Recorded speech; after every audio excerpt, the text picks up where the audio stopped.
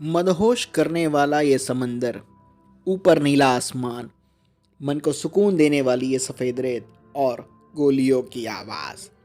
ऐसा ही कहा जाता है इस देश की ज़मीं के बारे में। जी हाँ दोस्तों, आज हम बात करने वाले हैं एक ऐसे देश की जो विश्व के दूसरे छोर पर भारत से करीब 16,000 किलोमीटर दूर है। एक ऐसा देश जिसे भारत की ही तरह यूरोप के संस्थानवाद ने लूटा। एक ऐसा देश जिसकी आज़ादी के 120 साल बाद भी उसे आज़ादी का जुर्माना चुकाना पड़ा। और एक ऐसा देश जिसे भारत समेत विश्व के कई देशों ने बचाने का प्रयास किया, लेकिन आज एक ऐसा देश जिस पर गैंगस्टर करते हैं राज। नमस्कार दोस्तों, मेरा नाम है धर्म और आज हम बात करने वाले हैं कैरेबियाई कंट्री हैती के बारे में। हैती एक ऐसा देश है जिसके पास सब कुछ होने के बावजूद कुछ नहीं है। तो आइए दोस्तों, शुरुआत करते हैं हैती के इतिहास से।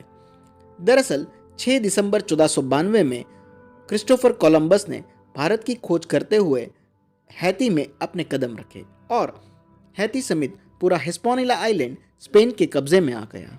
कब्जे के इतिहास के बारे में आगे बढ़ने से पहले यह जानना जरूरी है कि हिस्पैनियोला आइलैंड क्या है। तो दोस्तों, हिस्पैनियोला आइलैंड क्यूबा के बाद कैरेबियंस का दूसरा बड़ा आइलैंड है, जिसमें आज 2 देश हैं। एक है हैती, दूसरा है डोमिनिकन रिपब्लिक। लेकिन ये हुई आज की बात।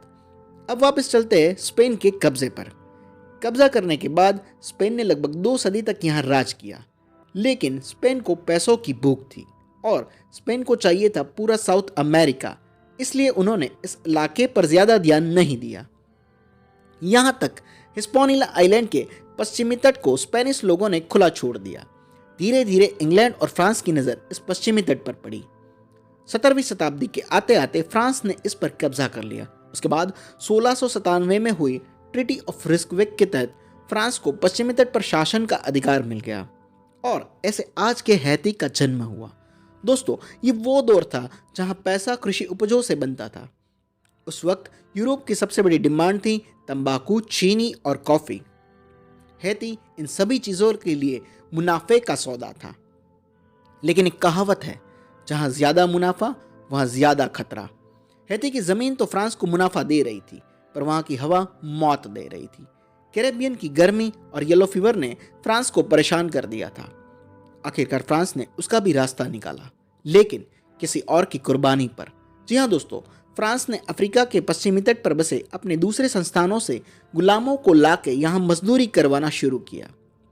फ्रांस को यह पता था कि ये लोग किसी न किसी वजह से मर ही जाएंगे, इसलिए उनको यहाँ बेसिक चीजें भी फ्रांस नहीं मुहैया करता था।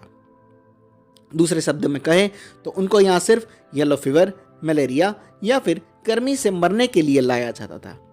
एक दौर ऐसा भी आया जब एक साल के अंदर 38,000 अफ्रीकी गुलामों को हैती में लाया गया, लेकिन दूसरे साल उनकी जनसंख्या आधी हो गई। इन सब के बावजूद ये लोग काम करते रहे। धीरे धीरे उनमें से कुछ गुलाम अफ्रीकी लोग आज़ाद होने लगे, जिन्हें फ्री पीपल्स कहा जाने लगा। ये वो लोग थे जिनका सोसाइटी स्टेटस गुलामों और मालिकों के बीच का था, लेकिन अब वो लोग अपना हक मांग रहे थे। दूसरी ओर 1789 में फ्रांस में फ्रेंच रिवॉल्यूशन की आंधी चली थी, जिसकी आग हैती तक फैली। इस आग को बुझाने के लिए फ्रांस ने फ्री पीपल्स को भी अपना नागरिक माना। उनको वो सब अधिकार मिले जो एक आम फ्रेंच नागरिक को मिले। लेकिन ये बात हैती में बसे वाइट फ्रेंचों को नहीं पसंद आई और उन्होंने इसे मानने से इनकार कर दिया। यहां से इन दोनों में लड़ाई छिड़ गई और शुरू हुई खूनी विद्रोह की कहानी। तकरीबन 13 साल तक लड़ने के बाद हैती को फ्रांस से आज़ादी मिल गई, लेकिन 1804 में मिली उस आज़ादी की कीमत हैती आज भी चुका रहा है। दरअसल 1804 में हैतियन विद्रोही ने अपने आप को फ्रांस से अलग कर लिया और खुद को आज़ाद घोषित कर लिया, लेकिन फ्रांस नहीं माना। फ्रांस ने हैती पर हमले जारी रखे। इस प्रॉब्लम का सॉल्यूशन निकालने के लिए हैती के प्रेसिडेंट ने 1825 में फ्रांस के राजा से विनती की, लेकिन फ्रांस का राजा है चार्ल्स हैती के लिए श्राप बन गया। उसने हैती को लंबे कर्ज में फंसा दिया। दरअसल उसने हैती को एक देश के तौर पर मान्यता तो दी, लेकिन 150 मिलियन गोल्ड फ्रैंक के बदले में, जो हैती कभी नहीं चुका सकता था। इतने बड़े कर्ज की वजह से हैती टूटने लगा। हैती ने जब फ्रांस से दया की अर्जी की तो एक उपकार की भावना से फ्रांस ने कर्ज की रकम को घटा दिया।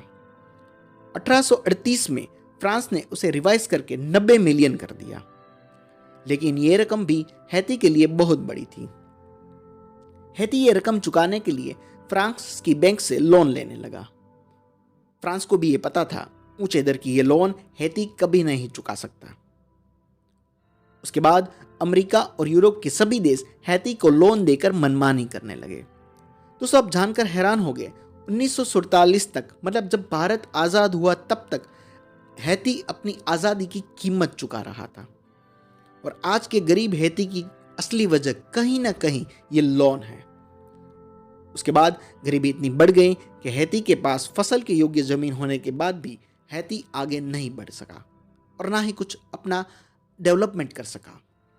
धीरे धीरे हैती में सरकार ने अपना रुतबा खो दिया और वहां पे सिविल वॉर की शुरुआत हो गई। यहां तक आज तक हैती में एक भी स्थिर सरकार नहीं बन सकी। 2004 से 2017 तक भारत समेत विश्व के कई देशों की सेनाओं ने यूएन के पीस कीपिंग मिशन के अंतर्गत हैती में शांति लाने का प्रयास किया, लेकिन हैती में कुछ नहीं बदला और आज हैती के कुछ इलाकों में गैंगस्टर ने कब्जा कर लिया है। जिम्मी सीजर नाम का एक गैंगस्टर कुछ इलाकों में कब्जा करके एक समांतर सरकार चला रहा है। सोचिए, बड़े बड़े देशों ने कैसे बर्बाद कर दिया एक छोटे से प्यारे से देश हैती को। वीडियो अच्छा लगा तो लाइक करना, शेयर करना और चैनल को सब्सक्राइब जरूर करना।